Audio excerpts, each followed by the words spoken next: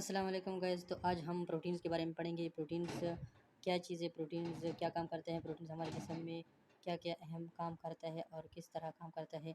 तो आज हम उसके टाइप्स, उसके डिफिनीशन और उसके स्ट्रक्चर के बारे में पढ़ेंगे। उसकी हर चीज़ के बारे में आज हम डिटेल से पढ़ेंगे। तो प्रोटीन्स डिफिनीशन में हम पढ़ते हैं कि प्रोटीन्स हमारे पास क्या चीज़ है।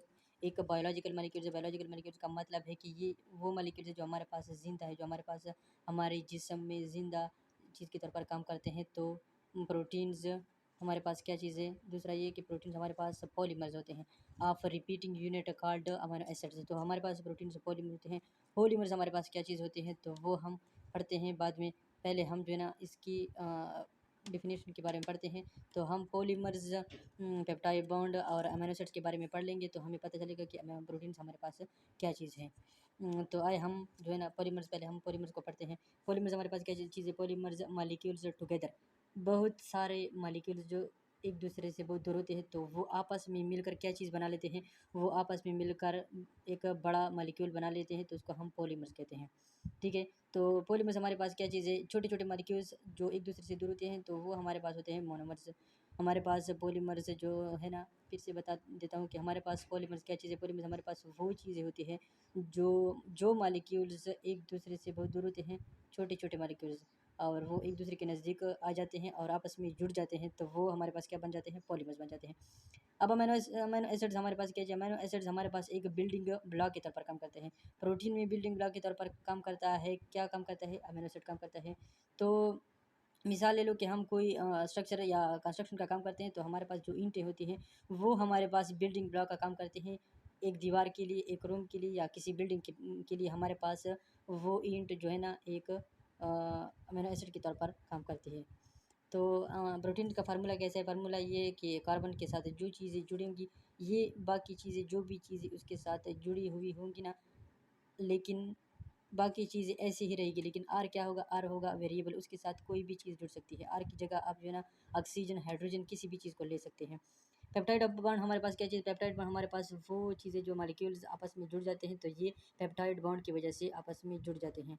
तो हमारे पास ये मॉलिक्यूल्स और इसके दरमियान जो बॉन्ड के तौर पर जो एक दूसरे को कनेक्ट करते हैं, तो ये कौन कनेक्ट करता है, पेप्टाइड बॉन्ड कनेक्ट करता है।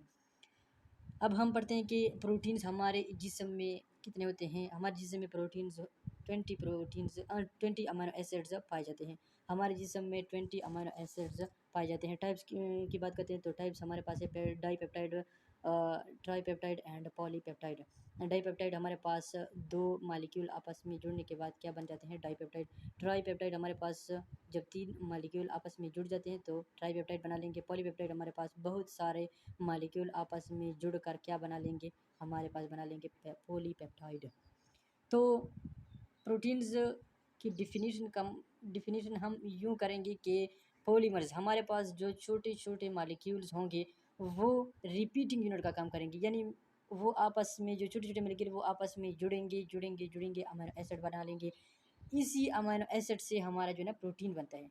मैंने पहले भी बात की आपसे कि हमारे पास जो कंस्ट्रक्शन का काम होता है उसमें ईंट जो है ना क्या काम करते हैं, वो काम करता है बिल्डिंग ब्लॉक के तौर पर, वो एक अमीनो एसिड के तौर पर काम करते हैं। तो बहुत सारे पॉलीमर्स आपस में जुड़ जाएंगे, तो बहुत से मॉलिक्यूल आपस में जुड़ जाएंगे तो वो पॉलीमर्स बना लेंगे, और बहुत से पॉलीमर आपस में जुड़ जाएंगे, अमीनो एसिड बना लेंगे, और अमीनो एसिड से फिर क्या बनता है, प्रोटीन्स बनता है। और ये सारी चीज़ें किस चीज़ के ज़रिए जुड़ेंगी, ये सारी चीज़ें हमारे पास पेप्टाइड बॉन्ड के ज़रिए जुड़ेंगे।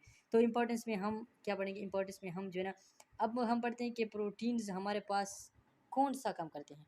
Nail, hair, skin. तो हमारे पास प्रोटीन्स इंसानी जिस्म या किसी भी जिस्म में नेल, हेयर, स्किन जो है ना वो प्रोटीन्स, उसमें प्रोटीन्स पाए जाते हैं।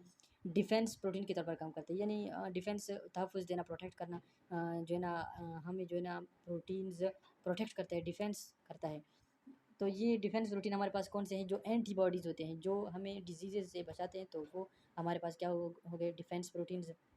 रिस्पायरेटरी पिगमेंट हमारे पास वो पिगमेंट है जो हमारे पास हीमोग्लोबिन के शक्ल में पाए जाते हैं। हीमोग्लोबिन हमारे पास क्या चीज़ है, जो ऑक्सीजन कैरी करते हैं, जो जिसमें ऑक्सीजन लाता है, तो वो हमारे पास रिस्पायरेटरी पिगमेंट वो भी प्रोटीन के तौर पर काम करता है।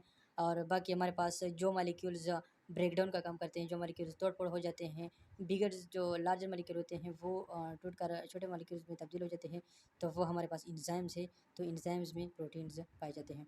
तो अब आज का हमारा ये टॉपिक इस तो आज का हमारा ये टॉपिक इसी बात पर ख़त्म होता है कि हमारे पास प्रोटीन्स क्या है। प्रोटीन्स हमारे पास इंसानी जिस्म में प्रोटीन या किसी भी जिस्म में प्रोटीन्स एक अहम किरदार अदा करता है।